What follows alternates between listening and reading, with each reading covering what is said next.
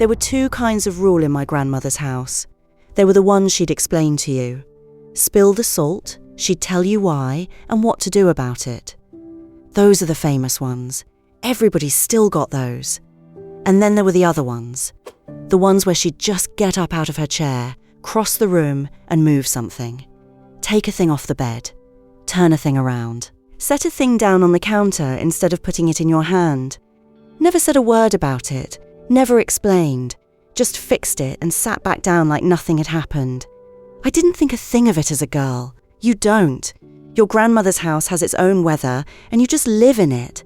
What I've noticed since is that nobody does any of it anymore. Not some of it. Any of it. A whole set of rules that ran every house on my road when I was young, gone inside of one generation. And most of you watching are breaking 4 or 5 of them tonight without the faintest idea they were ever rules at all. So I'm going to give them back to you. 12 of them. Keep count of how many you've broken this week, and I'll bet you a shiny penny it's more than you'd guess. And there's one at the end I break on purpose. Every single time, deliberately, knowing exactly what the old folks would say about it. That's number 12, and I'll tell you why when we get there. Number 1. A hat on the bed. This is the one most of you have heard, if you've heard any of them, and it's usually an older relative snatching it up off the quilt like it's on fire. The story goes back to a time when a priest or a doctor coming to the house for a dying person would set his hat on the bed while he worked. So a hat on a bed meant somebody was going. It got tangled up with worse ideas too. That spirits ride in a person's hat, in the hair oil and the warmth of it, and to set that down where somebody sleeps is to leave them in company they didn't ask for. Now.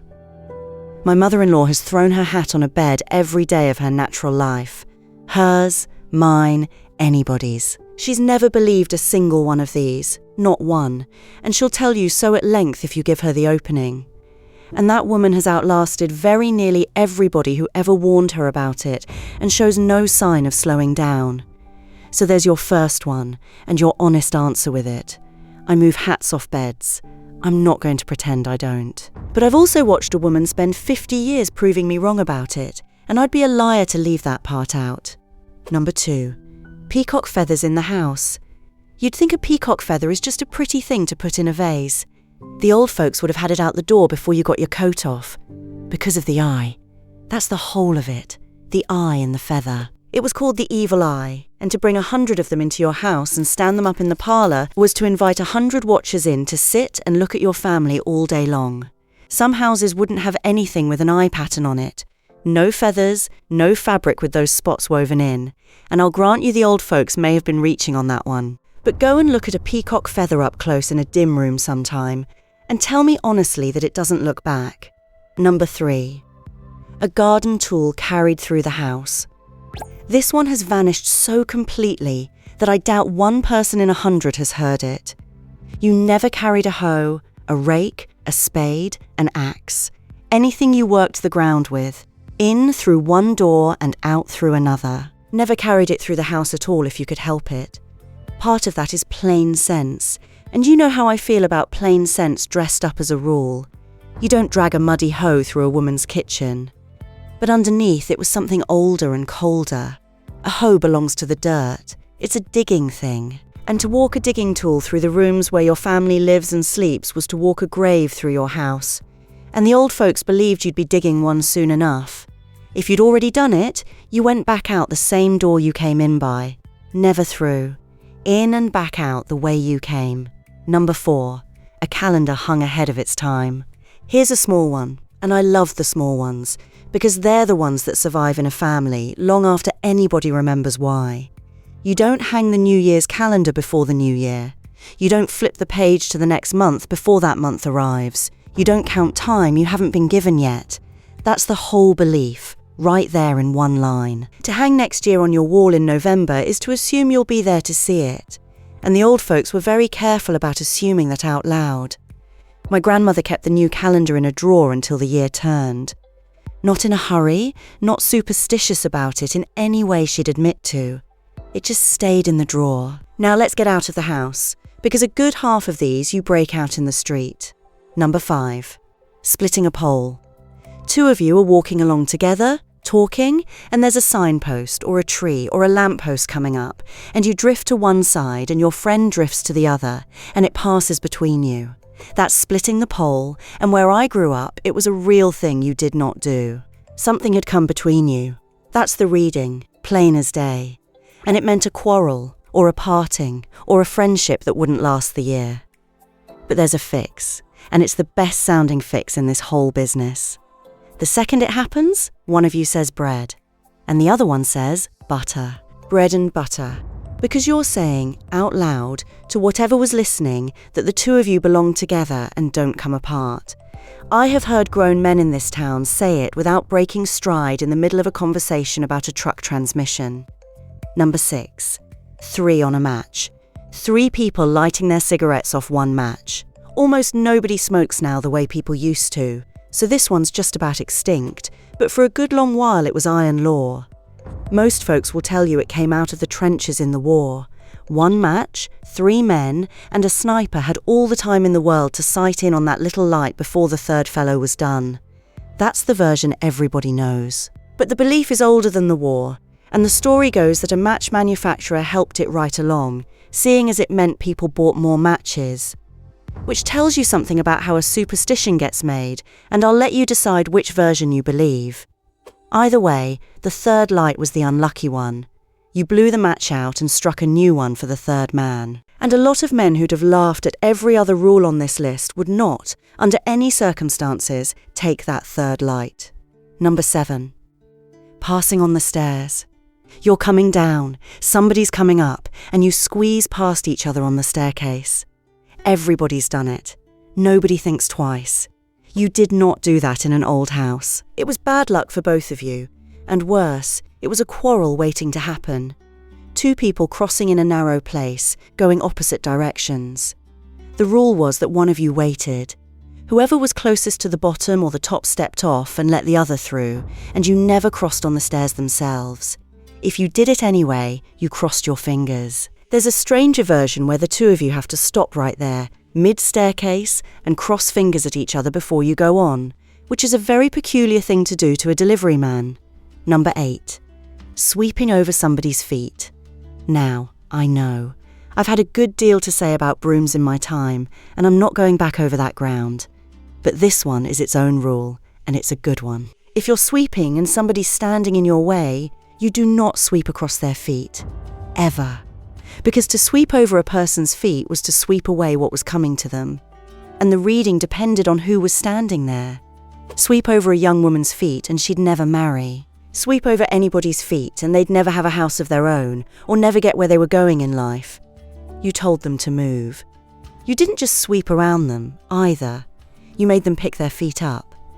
And if you did catch somebody, the cure was that they had to spit on the broom, which I imagine cut down considerably on the number of people willing to stand in a kitchen doorway. Number 9. Stepping over somebody. A child's lying on the floor in front of the television, or somebody's stretched out on a rug, and you step over them to get by. Easiest thing in the world. The old folks would grab your arm before your foot came down, step over a person, and you stunt them. You stop their growing, right there. A child stepped over would come up short. Some said it took a year off them, though nobody could ever tell you a year off what. And the remedy was very particular, because you couldn't just apologise. You had to step back over them, in reverse, the exact same way you came, and undo it. I have watched a woman in this town do that in a crowded kitchen at a family supper, backing up over her own grandson with a dish in each hand, while everybody just moved out of her way like it was the most ordinary thing they'd ever seen.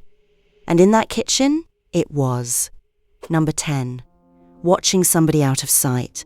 And here's where these start to turn tender on me. When somebody leaves your house, walks down the path, gets in the car, heads off down the road, you do not stand there and watch them until they disappear. You look away first. You go back in before they're gone from view. Because to watch a person all the way out of sight was to watch them out of your life.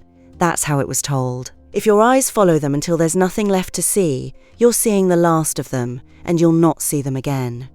My grandmother would come out on the porch and see you off and then turn and go in while you were still walking. I used to think it was rude. 20 years old, walking to my car, glancing back, and there's the screen door already shutting. It took me a long while to understand that she was doing it for me. She was refusing to watch me go. Number 11. An empty rocking chair left rocking.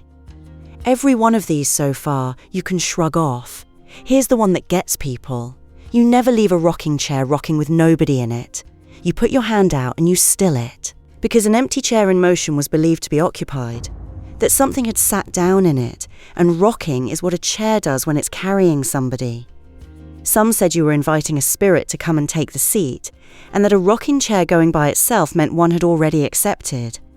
And there was a harder version, said quieter, in houses where somebody was sick. That an empty chair rocking on its own meant a place was being made ready. That somebody in that house would be leaving it soon. Now I want to tell you about a woman who lived up the road from us. I'm not going to tell you her name. She kept a rocking chair on her front porch, the way everybody did. And one week that autumn, several evenings running, that chair was rocking. Just going, slow and steady, all on its own. Her porch was closed in on 3 sides. There was no wind to speak of that week. I remember, because it was still and warm and everybody was sitting out. And the whole road saw it. People slowed their cars. She was a practical woman and she was embarrassed by the fuss. She said a cat was getting under it. She checked the boards for a slant. And she went out several times and stopped it with her hand and went inside, and after a while it would start again. Her brother died that Friday. 2 states away, of something nobody saw coming, a man she'd been expecting to see at Christmas. Now, I have no explanation for you, and I want to be clear about that, because I'm not going to sell you something I can't back up. It could have been a cat. It could have been a warped floorboard and a soft breeze and a whole road full of people wanting a story. Perfectly reasonable folks have told me exactly that, and I can't argue a word of it. I just know nobody on our road has left a rocking chair going since, including the ones who laughed. Number 12. Never wish anybody a happy birthday before the day. Here we are. And this is the one I break on purpose. The rule is simple and it was absolute. You do not say happy birthday early. Not the night before, not that morning if the hour hasn't turned, not in a card that arrives ahead of time. The old belief is that to congratulate somebody on reaching a year they have not yet reached is to tempt fate with it. You're counting time that hasn't been given yet, the same as hanging next year's calendar in November. And fate, the old folks believed, does not care to be counted at. So you waited. You held your tongue until the day itself, and then you said it, and it was safe. My grandmother kept that one to the letter. And so, for most of my life, did I. There was a woman a few doors down from us. Not family. A neighbour, and a good one, the kind who brings a dish over when your husband's laid up and doesn't wait to be asked. Her birthday was coming, and I knew it, and I'd got something for her, and I saw her out at her mailbox the evening before. And I said what you say. I said, I'll see you tomorrow, because I wasn't about to say it early.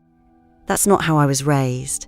She died in the night, in her sleep, and nobody expected it, and I never said it. And I have thought about that a great deal in the years since. Not dramatically. I'm not going to stand here and tell you it ruined me, because that would be a lie, and she wasn't mine to grieve like that. But I have thought about it. About standing at a mailbox with a perfectly good, kind, ordinary thing to say to somebody and swallowing it because of a rule. So now I say it early. On purpose. Days early, sometimes. I've said happy birthday to people a full week out, and I'll do it again this year. And if that's tempting fate, then fate can come and take it up with me. Because here's what I've decided, and you're free to decide otherwise. I think a good many of these old rules were built out of love. Somebody watching over you, moving the hat, stilling the chair, turning away on the porch so they wouldn't have to watch you go. But I think a few of them got turned around somewhere along the way until they weren't protecting the person anymore. They were just making us hold things back, making us careful with the good news, making us save the kind word for the correct and proper moment, as if there's always going to be one. So let me ask you, and I mean it. Which of these did you have in your family? The hat, the chair, the pole, the stairs? And did anybody ever tell you why, Or did they just move it and say nothing? And has there ever been a time you held back something good you meant to say, waiting for the right moment, and the right moment didn't come? Tell me down in the comments. I'll read every one of those twice. Because that's the whole of it, as near as I can figure. The old folks were trying to keep the bad away from the people they loved. Every single one of these was somebody standing between their family and whatever they thought was out there. I just don't believe kindness needs to wait its turn. Say the thing. Say it a week early if you want to. Say it out loud on a Tuesday for no reason at all. The luck can sort itself out afterward. It usually does anyway. So what's your count? How many of these 12 had you never even heard of before tonight? And tell me the one your family kept without ever explaining it. The thing somebody used to get up and quietly move that you've only just now understood. I read every last one. Knock on wood on your way out.